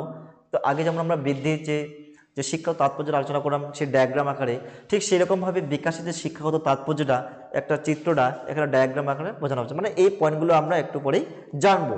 তো প্রথমে যে এই যে বিকাশের যে শিক্ষাগত তাৎপর্য যে পয়েন্টগুলো দেওয়া আছে সেটা হচ্ছে ভাষার বিকাশ রয়েছে, সুঅভ্যাস গঠন রয়েছে, সামাজিকীকরণ রয়েছে, আচরণের পরিবর্তন রয়েছে, জ্ঞান ও অভিজ্ঞতার বিকাশ রয়েছে, সংগতি বিধানের ক্ষমতা রয়েছে, মূল্যবোধের বিকাশ রয়েছে, আত্মপ্রচেষ্টা এবং আত্মসক্রিয়তার বিকাশ রয়েছে, সমস্যা সমাধানের ক্ষমতা বৃদ্ধি রয়েছে, শিক্ষণের গতি এবং সীমা নির্ধারণ রয়েছে, শিক্ষার লক্ষ্য নির্ধারণ রয়েছে, বিষয়বস্তু নির্ধারণ রয়েছে, আর হচ্ছে শিক্ষামূলক এবং বৃত্তিমূলক নির্দেশনা রয়েছে। এগুলো হচ্ছে সমস্ত কিছু বিকাশের শিক্ষাগত তাৎপর্য, ঠিক আছে। এই পয়েন্টগুলো আমরা এক এক করে ব্যাখ্যা করব। তো প্রথমে যে দেওয়া আছে ভাষার বিকাশ, প্রথমে যা আমরা এই যে বিকাশের যে শিক্ষাগত তাৎপর্য, শিক্ষাক্ষেত্রে বিকাশ কিভাবে আমাদেরকে কাজে লাগছে, তার প্রথমে যে আমরা পয়েন্টটা আলোচনা করবো সেটা হচ্ছে কি ভাষার বিকাশ, ঠিক আছে। বলছে শিশুর বিকাশের উপর নির্ভর করে তার ভাষার বিকাশ। বলছে শিশুর এই যে বিকাশ তার যে দৈহিক, মানসিক, সামাজিক, প্রাথমিক, নৈতিক এগুলোর উপরে নির্ভর করছে তার কিন্তু ভাষার বিকাশ। অর্থাৎ তোমার মধ্যে যত এই কি হচ্ছে, তুমি যত তোমার মধ্যে যত এই যে সামাজিক, নৈতিক, আধ্যাত্মিক, প্রাথমিক দিকগুলো কি হচ্ছে বিকাশ হচ্ছে, সেই বিকাশের দিকের উপর নির্ভর করে কি হচ্ছে তোমার মধ্যে কিন্তু ভাষার বিকাশ কিন্তু অতিমাত্রা বৃদ্ধি পাচ্ছে। কারণ পরিবারের সদস্যদের সঙ্গে সঙ্গে পারস্পরিক ক্রিয়া প্রতিক্রিয়ার মাধ্যমে একটা শিশুর কি হচ্ছে ভাষার বিকাশ কিন্তু ঘটছে। বলছে বৃদ্ধি তো হচ্ছে একটা শিশুর মধ্যে, তারপরে কি হচ্ছে তার মধ্যে কিন্তু বিকাশও ঘটছে। আর বৃদ্ধির বিকাশের দুই প্রক্রিয়ার মাধ্যমে কি হচ্ছে, একটা শিশুর মধ্যে কি হচ্ছে, ভাষার বিকাশ ঘটছে। তুমি যখন সমাজে চলছো, সমাজের পরিবারের সঙ্গে চলছো বা আশেপাশে মানুষদের সঙ্গে মিশছো, তখন কি হচ্ছে তোমার মধ্যে এই যে ভাষা, অর্থাৎ এই যে পারস্পরিক ক্রিয়া প্রতিক্রিয়া, তুমি যে পরিবারের সঙ্গে চলছো বা মিশছো, তোমার পরিবারের সদস্যের সঙ্গে কথা বা চলতে ফিরতে ঘুরতে কি হচ্ছে তোমার মধ্যে কি হচ্ছে, ক্রিয়া প্রতিক্রিয়ার মাধ্যমে অনেক তুমি ভাষাজ্ঞান কিন্তু তোমার মধ্যে কিন্তু বিকাশ লাভ করেছে। বলছে এই ভাষার বিকাশের মাধ্যমে শিক্ষার্থীর ভাষাজ্ঞান যেমন বৃদ্ধি ঘটে, তেমনি তার চিন্তা ভাবনার বিকাশও ঘটে, যা শিশুর শিক্ষণের ক্ষেত্রে খুব গুরুত্বপূর্ণ একটা ভূমিকা কিন্তু পালন করে থাকে। যত শিশু বড় হচ্ছে বা বিকাশগুলো লাভ করছে, যত সে পরিবারের সঙ্গে ঘোরাফেরা করছে, সে বড়জনদের সঙ্গে ক্রিয়া প্রতিক্রিয়া পারস্পরিক ক্রিয়া প্রতিক্রিয়ার মাধ্যমে সে কী করছে, তার জ্ঞান অর্জন করছে। সে জ্ঞান অর্জন করার মাধ্যমে কী হচ্ছে, তার চিন্তা ভাবনার পরিবর্তন ঘটছে, যা শিশুর শিক্ষণের ক্ষেত্রে খুব গুরুত্বপূর্ণ একটা ভূমিকা কিন্তু পালন করে থাকে শিক্ষাক্ষেত্রে। এবার হচ্ছে সুঅভ্যাস গঠন, মানে সুঅভ্যাস মানে ভালো অভ্যাসটা গঠন, ঠিক আছে। বলছে যে বিকাশের মাধ্যমে, এই যে বিকাশের মাধ্যমে শিশুর মধ্যে সুঅভ্যাস গঠিত হয়। বিকাশের মাধ্যমে কিন্তু একটা কী হচ্ছে, একটা শিশুর মধ্যে সুঅভ্যাস কিন্তু গঠিত হচ্ছে বিকাশের মাধ্যমে। যেমন স্বাস্থ্য সচেতনার স্বাস্থ্য সচেতনতার অভ্যাস, আচার আচরণের অভ্যাস ইত্যাদি, যা শিশুর বয়স বৃদ্ধির সঙ্গে সঙ্গে গঠিত হয় এবং সুঅভ্যাস শিক্ষার্থী আদর্শ জীবন গঠনের বিকাশ বিশেষভাবে কিন্তু সহায়তা করে থাকে বা সাহায্য করে থাকে। বলছে সুঅভ্যাস গঠন, এই সুঅভ্যাসটা এমনি এমনি গঠন হবে না একটা ব্যক্তির মধ্যে। যত শিশুটা বৃদ্ধি হচ্ছে, তার এই যে বিকাশের মাত্রা যত বৃদ্ধি পাচ্ছে, তোমার মানসিক বিকাশ, বুদ্ধিক বিকাশ, সামাজিক, নৈতিক, আধ্যাত্মিক এই বিকাশগুলো যত ধীরে ধীরে কি অতিমাত্রা বৃদ্ধি পাচ্ছে, সেই বৃদ্ধির সঙ্গে তাল মিলে কী হচ্ছে, তোমার মধ্যে এই যে সুঅভ্যাস কি হচ্ছে অতিমাত্রায় গঠিত হচ্ছে। যেমন স্বাস্থ্য সচেতন অভ্যাস, তোমার কী হবে, তুমি স্বাস্থ্যকে ভালোভাবে আমরা এই যে স্বাস্থ্য সচেতনতার অভ্যাস, কী করে স্বাস্থ্যকে আমরা ভালো রাখবো, পরিষ্কার পরিচ্ছন্ন থাকবো, আচার ব্যবহার, এই তোমার আচার আচরণ, যা শিশুকে বৃদ্ধির এই সঙ্গে সঙ্গে গঠিত হয় এবং সুঅভ্যাস শিক্ষার্থী কী করে তার ভবিষ্যতে একটা জীবনে এগিয়ে যাওয়ার জন্য কি চলার জন্য কিন্তু অনেকভাবে কিন্তু সহায়তা করে থাকে আমাদের এই বিকাশ। 3 নম্বরে বলছে সামাজিকীকরণ। সামাজিকীকরণ কথার অর্থ হচ্ছে কি, সমাজে একটা শিশু কি করে চলবে, ঠিক আছে। সামাজিকীকরণ কি বলছে, যে মানে সমাজে একটা শিশু কীভাবে মিলেমিশে চলবে। তো বলছে এখানে যে বিকাশ শিক্ষার্থীর কি সামাজিকীকরণের গুরুত্বপূর্ণ ভূমিকা কিন্তু পালন করে থাকে বিকাশ। বলছে বিকাশ কি করে থাকে, একটা শিশুর তার সামাজিকীকরণের গুরুত্বপূর্ণ ভূমিকা পালন করতে পারবে। সমাজে কিভাবে আমি চলবো, ঠিক আছে, এটা কিন্তু কি নির্ভর করবে, একটা তোমার বিকাশ, তোমার যে মানসিক বিকাশ রয়েছে, সামাজিক বিকাশ কি করবে নির্ভর করবে, ঠিক আছে। বলছে এই সামাজিকীকরণের মাধ্যমে শিক্ষার্থীর সামাজিক রীতিনীতি, প্রথা, লোকাচার, লোকনীতি, আইন প্রভৃতি কী হবে, সম্পর্কে কী হচ্ছে জ্ঞান লাভ করে, যা তাকে সামাজিকীকরণ করতে। বলছে একটা সমাজে মানুষ যেহেতু সামাজিক জীব, সে সমাজে কী করে বসবাস করে, আর সমাজে অনেকজন মানুষের সঙ্গে মিলেমিশে থাকে, চলতে হয়, থাকতে হয়। এই সামাজিকীকরণ সমাজে কি করে আমি চলবো, কার সঙ্গে কীভাবে আমি কথা বলবো, কোথায় কী আচার আচরণ করা উচিত, কোথায় কী ব্যবহার করা উচিত, ঠিক আছে। এই প্রত্যেকটা মানুষের সঙ্গে কীভাবে তাকে কাকে কোথায় শ্রদ্ধা করতে হবে, সম্মান করতে হবে, এই সমস্ত কিছু কিন্তু আমরা কি করে সমাজে কিন্তু চলাফেরার মাধ্যমে আমরা কিন্তু এগুলো কিন্তু অর্জন করে থাকি। আর তোমার মধ্যে যে বিকাশগুলো হচ্ছে মানসিক বিকাশ, সামাজিক বিকাশ, ঠিক আছে। তো সামাজিকীকরণ মানে সমাজে তুমি কীভাবে চলবা, ঠিক আছে, এটা কি হচ্ছে এই বিকাশের মাধ্যমে তোমার মধ্যে কিন্তু গঠিত হচ্ছে। তো এই যে সামাজিক যে রীতিনীতি, আচার আচরণ, প্রথা, লোকাচার, প্রত্যেকটা সমাজের প্রত্যেকটা জায়গার কতগুলো কি নিয়মকানুন রয়েছে, সেই নিয়মকানুন কোথায় কি আচরণ করতে হবে, এই নিয়মকানুন সবগুলো মিলে কিন্তু একটা শিশুকে কি করতে হচ্ছে, ব্যক্তিকে পরিবেশের সঙ্গে কি করতে হচ্ছে, সঙ্গতি বিধান করতে হচ্ছে, ঠিক আছে। এই প্রত্যেকটা পরিবেশের সঙ্গে সঙ্গতি বিধান করা বা মানিয়ে নিয়ে চলা বা প্রত্যেকটা জায়গার সঙ্গে অ্যাডজাস্টমেন্ট করে চলা, এই সমস্ত কিছু তোমার বিকাশের উপর নির্ভর করছে। বিকাশের মাধ্যমে তুমি কি করছো, নিজেকে প্রত্যেকটা পরিবেশের সঙ্গে কি আমরা কিন্তু ভালোভাবে কিন্তু মানিয়ে নিতে পারছি, ঠিক আছে। এবার বলছে আচরণের পরিবর্তন। বলছে বিকাশের মাধ্যমে শিশু কি হচ্ছে, নতুন নতুন কি হচ্ছে, তার মধ্যে আচরণ সম্পাদন করার কি একটা যোগ্যতা অর্জন করে থাকে। এই বিকাশের ফলে তোমার যত বিকাশ হচ্ছে, তোমার মানসিক বিকাশ, বুদ্ধির বিকাশ, সামাজিক বিকাশ যত আস্তে আস্তে বৃদ্ধি পাচ্ছে, সেভাবে কি হচ্ছে তোমার যে নতুন নতুন কি করছো, তুমি আচরণগুলোকে সম্পাদন করছো বা নতুন নতুন আচরণগুলোকে কি করছি আমরা আয়ত্ত করছি, কি করছি, আয়ত্ত করছি এবং বিভিন্ন রকম কাজের যোগ্যতা কিন্তু অর্জন করছি। বলছে শিশুর এই যে আদর্শ আচরণ, বলছে শিশুর যদি ভালো আচরণ থাকে তাকে আদর্শ সামাজিক নাগরিক হিসেবে গড়ে তোলায়। বলছে শিশুর যে ভালো আচরণ বা তার যে সুঅভ্যাস আচরণ, ঠিক আছে, সেই সুঅভ্যাস আচরণগুলো কী করে তোলে, একটা শিশুকে সামাজিক বা সমাজে একজন ভালো আদর্শবান কি নাগরিক গড়ে তোলে। এই আদর্শ নাগরিক সমাজের একটা কি একটা অমূল্য সম্পদ বা একটা বড় সম্পদ, ঠিক আছে।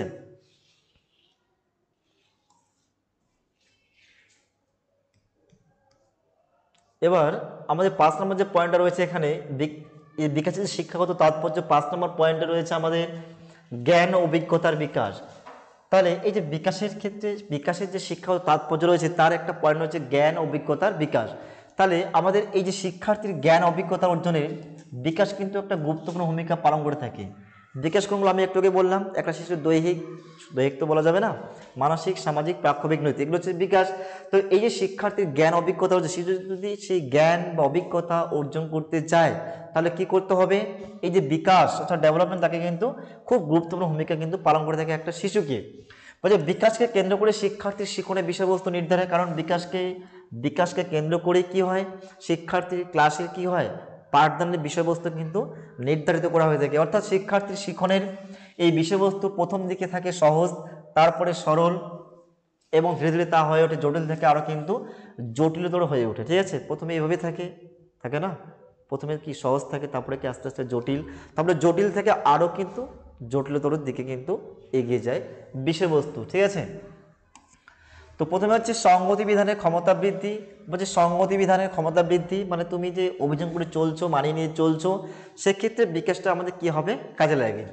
বলছে এই পরিবর্তনশীল পরিবেশ, এই আমাদের পরিবেশটা পরিবর্তনশীল না বলো তো, এই যে পরিবর্তনশীল পরিবেশ সঙ্গে সংগতি বিধানের শিশুর বিকাশ কিন্তু বিশেষভাবে ভূমিকা পালন করে থাকে। বলছে এই যে আমাদের পরিবেশ যে পরিবর্তনশীল, প্রতিনিয়ত কি হচ্ছে, আমাদের পরিবেশ কি হচ্ছে, পরিবর্তন হচ্ছে, আর এই পরিবর্তনের সঙ্গে তাল মিলিয়ে কি হচ্ছে, পরিবর্তনের সঙ্গে সংগতি বিধানে শিশুর বিকাশ কিন্তু খুব গুরুত্বপূর্ণ ভূমিকা পালন করে থাকে।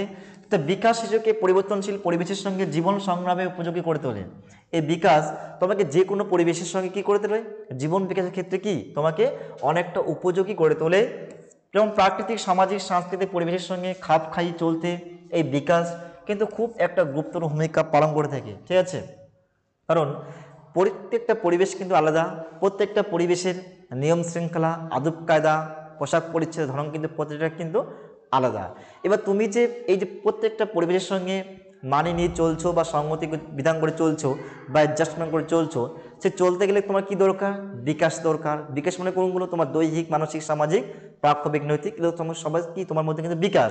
ধরে নাও তুমি এই জায়গায় আজকে জলপাইগুড়ি ডিস্ট্রিক্টে তুমি পড়াশোনা করছো, তুমি ভালো রেজাল্ট করছো, উচ্চ মাধ্যমিকে করার পরে তুমি ধরো একটা ভালো কলেজে বা কলকাতা কোনো একটা কলেজে তুমি গেলে ভর্তি হলো বা অ্যাডমিশন হলো, বা আশুতোষ কলেজে গিয়ে তুমি অ্যাডমিশন হলো, ঠিক আছে। এবার সেখানে গিয়ে সেখানকার তুমি যে সেখানে অ্যাডমিশন করলা, তুমি জলপাইগুড়ি ডিস্ট্রিক্ট থেকে আজকে কলকাতা চলে গেলো, চলে যাওয়ার পর তুমি কি করছো, সেখানে ক্লাস করছো এবং সেখানকার আশেপাশে মানুষজনের কিন্তু কি কথাবার্তা, তাদের ধরন, তাদের পোশাক পরিচ্ছদের ধরন, সেখানকার নিয়ম শৃঙ্খলা কিন্তু সমস্ত কিছু কিন্তু আলাদা। এবার তুমি যে জলপাইগুড়ি ডিস্ট্রিক্ট থেকে আজকে কলকাতা যাচ্ছ, সেখানে কিন্তু তোমার মতো থাকলে কি চলবে না, তোমাকে তাদের সঙ্গে মিশতে গেলে তাদের সঙ্গে কি মিলেমিশে চলতে হবে, তাদের সেখানে তোমাকে প্রত্যক্ষণ করতে হবে যে সেখানকার মানুষগুলো কিভাবে মেশে, তাদের পোশাক পরিচ্ছদের ধরনগুলো কীরকম, কথাবার্তার ধরন কীরকম, প্রত্যেকটা জেনে তোমাকে কি তবেই তোমাকে কি সেখানে কিন্তু থাকতে সুবিধা হবে। নাহলে তুমি এক মতন থাকো, ওরা আর এরকম তোমাকে নিয়ে অনেক কিছু মানুষ কিন্তু কোনো কিছু বলতে পারে, ঠিক আছে। তো এই যে প্রত্যেকটা পরিবেশের সঙ্গে তুমি সঙ্গতি বিধান করে চলছো, খাপ খেয়ে চলছো, মানিয়ে চলছো, ঠিক আছে, চলার ক্ষেত্রে এই বিকাশ কিন্তু খুব গুরুত্বপূর্ণ ভূমিকা কিন্তু একটা শিশুর জীবনে কিন্তু পালন করে থাকে। এবার হচ্ছে মূল্যবোধের বিকাশ। হচ্ছে শিশুর জীবনে বিকাশকে কেন্দ্র করে তার মধ্যে কিন্তু সহযোগিতা বোধ, এই যে সহানুভূতিবোধ, দেশাত্মবোধ, ভ্রাতৃত্ববোধ, সহমর্মিতাবোধ প্রভৃতি মূল্যবোধের বিকাশ ঘটে থাকে। বলছে একটা বিকাশকে কেন্দ্র করে শিশুর এই যে বিকাশ হচ্ছে একটা শিশুর মধ্যে, সারা জীবন ধরে বৃদ্ধি পরিবর্তন হচ্ছে না, বৃদ্ধি অটোমেটিক বাড়ছে। এই বৃদ্ধি বিকাশকে কেন্দ্র করে শিশুর বিকাশটাকে কেন্দ্র করে কী হচ্ছে, তার মধ্যে বিভিন্ন রকম কি সহযোগিতা আসছে, তারপরে সহানুভূতিবোধ রয়েছে, দেশাত্মবোধ রয়েছে, ভ্রাতৃত্ববোধ রয়েছে, সহমর্মিতাবোধ রয়েছে, ইত্যাদি কী হচ্ছে, মূল্যবোধে কিন্তু আস্তে তোমার মধ্যে কিন্তু বিকাশ ঘটছে। আগে কিন্তু ছোটোবেলায় এগুলো কিন্তু দেখতে পাওয়া যায় না। যত একটা শিশু আস্তে আস্তে তার বিকাশ দ্রুত গতিতে এগোচ্ছে, ঠিক সেইভাবে একটা শিশুর মধ্যে কী হচ্ছে, সহানুভূতি তৈরি হচ্ছে, ভ্রাতৃত্ববোধ তৈরি হচ্ছে, দেশাত্মবোধ তৈরি হচ্ছে, মূল্যবোধ তৈরি হচ্ছে, সহমর্মিতাবোধ তৈরি হচ্ছে। এই প্রত্যেকটা মূল্যবোধ কিন্তু যত বিকাশ হচ্ছে সেইভাবে কিন্তু একটা শিশুর মধ্যে বিকাশ কিন্তু এই দিকগুলো বিকাশ ঘটছে। বলছে শিক্ষার্থীর এই যে মূল্যবোধের বিকাশ তাকে নৈতিক চরিত্রের অধিকারী করে তোলে। বলছে এই যে মূল্যবোধের বিকাশ শিক্ষার্থী তার নৈতিক চরিত্রে কি একটা উপযোগী বা অধিকারী করে তোলে। এবার বলছে আত্মপ্রচেষ্টা এবং আত্মসক্রিয়তার বিকাশ। বলছে আত্মপ্রচেষ্টা এবং আত্মসক্রিয়তার বিকাশ বলছে শিশুর বিকাশের সঙ্গে সঙ্গে তার চাহিদা বৃদ্ধি ঘটে। বলছে শিশুর যত বিকাশ শিশুর বিকাশের সঙ্গে সঙ্গে কী হচ্ছে, তার যে চাহিদার কী হচ্ছে, বৃদ্ধি ঘটছে। শিশুর বিকাশ যত বৃদ্ধি পাচ্ছে তার চাহিদা কিন্তু তত সে বিকাশের উপর নির্ভর করে কিন্তু বৃদ্ধি পাচ্ছে। বলছে শিশু তার চাহিদা অনুযায়ী আত্মপ্রচেষ্টা ও আত্মসক্রিয়তার মাধ্যমে শিশু বিভিন্ন ধরনের কি শিক্ষা লাভ করে। এই যে শিশুর যত বিকাশ হচ্ছে একটা শিশুর, সেইভাবে কি হচ্ছে, একটা শিশু তার আত্মপ্রচেষ্টা, শিশু তার চাহিদা অনুযায়ী কী করছে, আত্মপ্রচেষ্টা ও আত্মসক্রিয়তার মাধ্যমে কি করছে, সে বিভিন্ন জায়গা থেকে সে কিন্তু শিক্ষা লাভ করছে।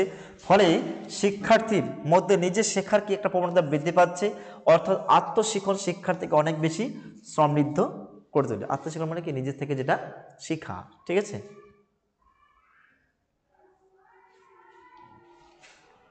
এবার 9 নম্বর পয়েন্টে দেওয়া আছে আমাদের সমস্যা সমাধানের ক্ষমতা বৃদ্ধি। বলছে সমস্যা সমাধানের ক্ষমতা বৃদ্ধি অবশ্যই বিকাশ কি করছে, আমাদের সমস্যা সমাধানের ক্ষমতা কি করছে, বৃদ্ধি করছে।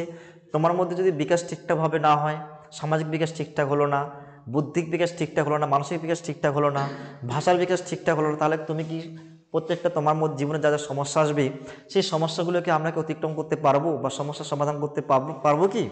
কোনোভাবে কিন্তু পারবো না। ঠিক আছে, শুধু বৃদ্ধি হলেই হবে না, তার মধ্যে বৃদ্ধির পাশাপাশি তোমার ভাষার বিকাশ থাকতে হবে, মানসিক বিকাশ, সামাজিক বিকাশ, বাক্যবি, নৈতিক প্রত্যেকটা দিক যদি একটা ব্যক্তির মধ্যে যথাযথভাবে থাকে তবেই কিন্তু তাকে আমরা কি বলবো, সুনাগরিক কিন্তু আমরা বলতে পারি।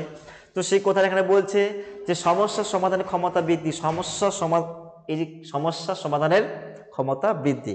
এমনি এমনিতে সমস্যা সমাধান করা যাবে না, তোমার মধ্যে ভাষার বিকাশ লাগবে, যুক্তির বিকাশ লাগবে, চিন্তন শক্তির বিকাশ লাগবে, নৈতিক, সামাজিক আধ্যাত্মিক প্রত্যেকটা বিকাশ লাগবে। তো সেটা বলছে মানব জীবনের বিকাশের প্রক্রিয়া শিক্ষার্থীর মধ্যে সমস্যার সমাধানের ক্ষমতা বৃদ্ধি করে। বলছে এই মানব জীবন মানে আমাদের যে মানব জীবন, এই জীবনে বিকাশের প্রক্রিয়া শিক্ষার্থীর মধ্যে কি সমস্যা সমাধানের ক্ষমতা কি করে, সমস্যা সমাধানের ক্ষমতা বৃদ্ধি করে। শিক্ষার্থী যে কোনো বাস্তব পরিস্থিতিতে সক্রিয় অংশগ্রহণের মাধ্যমে নানান সমস্যার সমাধানে কিন্তু সে কিন্তু শিক্ষা লাভ করে থাকে। কিসের মাধ্যমে? বিকাশের মাধ্যমে। যদি এই যে বিকাশ ঠিকঠাক না হয়, শিশু কিন্তু প্রত্যেকটা ক্ষেত্রে কিন্তু আমাদের কিন্তু বাধার সৃষ্টি হবে। আর বিকাশ যদি ঠিকঠাক, ভাষার বিকাশ ঠিকঠাক থাকে, নৈতিক বিকাশ, আধ্যাত্মিক, সামাজিক বিকাশ, যদি প্রত্যেকটা বিকাশ যদি গঠিত হবে একটা ব্যক্তির মধ্যে থাকে, তার জীবনে যা কিছু সমস্যা আসুক না কেন সে কিন্তু অনায়াসে সেই প্রবলেমগুলোকে সে কিন্তু সলভ করতে পারবে। এবার বলছে শিক্ষণের গতি এবং সীমা নির্ধারণ। বলছে বিকাশ শিক্ষার্থীর শিক্ষণের গতি এবং সীমাকে নির্ধারণ করে থাকে। বলছে শিশুর যে বিকাশ, শিক্ষার্থী কি শিক্ষণের গতি, মানে শিক্ষণ সে কতটা নিতে পারবে, তার গতিটা কীরকম হবে, শিক্ষার মানটা কীরকম হবে, সেই মান বা সীমাকে নির্ধারণ করে থাকে। অর্থাৎ বিকাশের উপর নির্ভর করে শিক্ষার্থীর শিক্ষণের গতি, তার শিক্ষণের ক্ষমতা, আর সেই অনুযায়ী শিক্ষার্থীর শিক্ষণের বিষয়বস্তু নির্ধারিত। অর্থাৎ একটা শিক্ষার্থীর বিকাশের এই গতি, শিক্ষার্থীর শিক্ষণের গতি এবং সীমা নির্ধারণ হতে থাকে বিকাশের উপরে।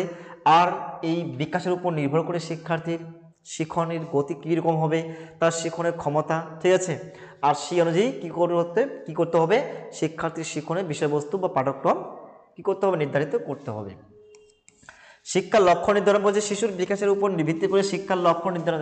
শিশুর বিকাশের উপর নির্ভর করে কিন্তু একটা শিক্ষার লক্ষ্য কি নির্ধারণ করা হয়, যে কোন পাঠ্যক্রমটা পড়লে শিক্ষার্থীর জীবনে কি কাজে লাগবে। ঠিক আছে, সেই সমস্ত পাঠ্যক্রম রাখতে হবে যাতে সেই পাঠ্যক্রমটা পড়ে শিক্ষার্থী একটা নির্দিষ্ট কি তার লক্ষ্যে পৌঁছতে পারে। কারণ এমনিতে পাঠ্যক্রমগুলো তৈরি করা হয়নি। আজকে পলিটিক্যাল সায়েন্স রয়েছে, বাংলা, ইংলিশ, ভূগোল, ইতিহাস, ম্যাথ, লাইফ সায়েন্স, জীবনবিজ্ঞান, ভৌতবিজ্ঞান, এডুকেশন রয়েছে। এই যে এতগুলো সাবজেক্ট, এগুলো সাবজেক্ট পড়ে কি আমরা কোনো রকম দক্ষতা বা জ্ঞান অর্জন করছি না? বা এই সাবজেক্টগুলোর কি ইন ফিউচারে কোনো ভবিষ্যৎ নেই? অবশ্যই রয়েছে। যদি না থাকতো তাহলে তো এগুলো তো বানাতো না, সাবজেক্টগুলো না বানাতো। ঠিক আছে, অবশ্যই প্রত্যেকটা সাবজেক্টের কিন্তু পরবর্তীকালে কিন্তু ভবিষ্যৎ রয়েছে। সেই কথাটা বলছে যে শিশুর বিকাশের উপর ভিত্তি করে শিক্ষার লক্ষ্য নির্ধারণ করা হয়ে থাকে। অর্থাৎ তুমি আজকে যে একাদশ শ্রেণীতে এডুকেশন বিষয়টা পাচ্ছ, নিশ্চয়ই এর কোনো একটা কি ভবিষ্যৎ রয়েছে, যেটাকে পড়ে শিক্ষার্থী একটা কি বাস্তব জীবনে বা একটা নির্দিষ্ট লক্ষ্যে কি সে যাতে পৌঁছাতে পারে। অর্থাৎ শৈশব বাল্য কৈশোরের জীবন বিকাশ অনুযায়ী শিক্ষার লক্ষ্য নির্ধারিত হয়ে থাকে। এবার বলছে বিষয়বস্তু নির্ধারণ বলছে শিশুর বিকাশের উপর নির্ভর করে তার শিক্ষণের সামর্থ্য, অর্থাৎ শিশুর বিকাশের উপর নির্ভর করে তার শিক্ষণের সামর্থ্য। এই যে শিশুর শেখার যে সামর্থ্য বা শেখার মানটা কীরকম হবে সেটা কিন্তু অ্যাকচুয়ালি বিকাশের উপরে কিন্তু নির্ভর করছে। অর্থাৎ তুমি যখন শিক্ষা গ্রহণ করছো, সে শিক্ষা গ্রহণ করার কালে তোমাকে যদি সব এবার প্রথমে জটিল বিষয় বলার হয়, তুমি কি সেটা নিতে পারবা? অটোমেটিক নিতে পারবো না। তাহলে এই যে শিশুর বিকাশ, তোমার যে বিকাশ, তোমার বুদ্ধি ক্ষমতা কতটা, তোমার মানসিক ক্ষমতা, তোমার সামাজিক ক্ষমতা কতটা, তোমার ভাষার বিকাশ কতটা, এই প্রত্যেকটা ক্ষমতার উপর নির্ভর করে কিন্তু শিশুর শিক্ষা নির্ভর করে। ঠিক আছে? তো শিশুর বিকাশের উপর নির্ভর করেই তার শিক্ষণের কি সামর্থ্য, তোমার শেখার সামর্থ্য কীরকম হবে তোমার, সেটা কে বলে দিবে? তোমার বিকাশ কিন্তু বলে দিবে। যেমন শিশুর যে ইন্টারেস্ট এবং তার মোটিভেশন রয়েছে, চাহিদা নিট রয়েছে ইত্যাদি, আর সেই অনুযায়ী মনোবিদ এবং শিক্ষাবিদগণ শিশুর শিক্ষণের বিষয়বস্তু বা পাঠ্যক্রম কিন্তু নির্ধারণ করে থাকেন। বলছে একটা শিশুর বিকাশকে তার আগ্রহ, তার সামর্থ্য, তার প্রেরণা, তার চাহিদা, তার মনোযোগ প্রভৃতিকে পর্যবেক্ষণ করার পরেই কি করবে একটা মনোবিদ বা একটা শিক্ষাবিদ কি করবে, প্রত্যেকটা ক্লাসের জন্য কি করবে, প্রত্যেকটা বিষয় স্থাপন করবে, নির্ধারণ করবে। ঠিক আছে? কারণ যদি এই মনোবিদ বা শিক্ষাবিদগুলো একটা শিশুকে তার এই যে আগ্রহ, ইন্টারেস্ট, মোটিভেশন, তারপরে নিড রয়েছে, তারপরে অ্যাটেনশন রয়েছে, এগুলোকে যদি পর্যবেক্ষণ না করে পাঠ্যক্রম স্থির করেন, সেই পাঠ্যক্রম কিন্তু কোনো কাজে দেবে না। অবশ্যই একটা মনোবিদ বা শিক্ষাবিদকে সে ভালোভাবে প্রত্যক্ষ করার পর, একটা শিশুর বৃদ্ধি এবং তার বিকাশকে প্রত্যক্ষ করার পর, সে প্রত্যেকটা ক্লাসের জন্য কী করবে, সে আলাদা আলাদাভাবে কী করবে, বিষয়বস্তু নির্ধারণ করবেন, যাতে শিক্ষার্থী তার জীবনে একটা এই পাঠ্যক্রমকে কেন্দ্র করে সেই পাঠ্যক্রম ভালোভাবে পড়ে সে তার একটা নির্দিষ্ট কি লক্ষ্যে পৌঁছাতে পারে, সেই বিষয়বস্তু বা সেই পাঠ্যক্রম নির্ধারণ করবেন মনোবিদ বা শিক্ষাবিদ। আর একটা রয়েছে আমাদের 13 নম্বর যে পয়েন্টটা দেওয়া আছে এখানে, যে শিক্ষামূলক এবং বৃত্তিমূলক নির্দেশনা। বলছে শিক্ষামূলক এবং বৃত্তিমূলক, বলছে শিক্ষার্থীদের শিক্ষামূলক বৃত্তিমূলক নির্দেশনা নির্ভর করে তার বিকাশের উপর, অর্থাৎ বিকাশ অনুযায়ী শিক্ষার্থী কোন ধরনের বিষয় শিখবে এবং কোন ধরনের বৃত্তি শিক্ষা লাভ করতে পারবে, তার সবই কিন্তু নির্ধারণ করে থাকে তোমার বিকাশ।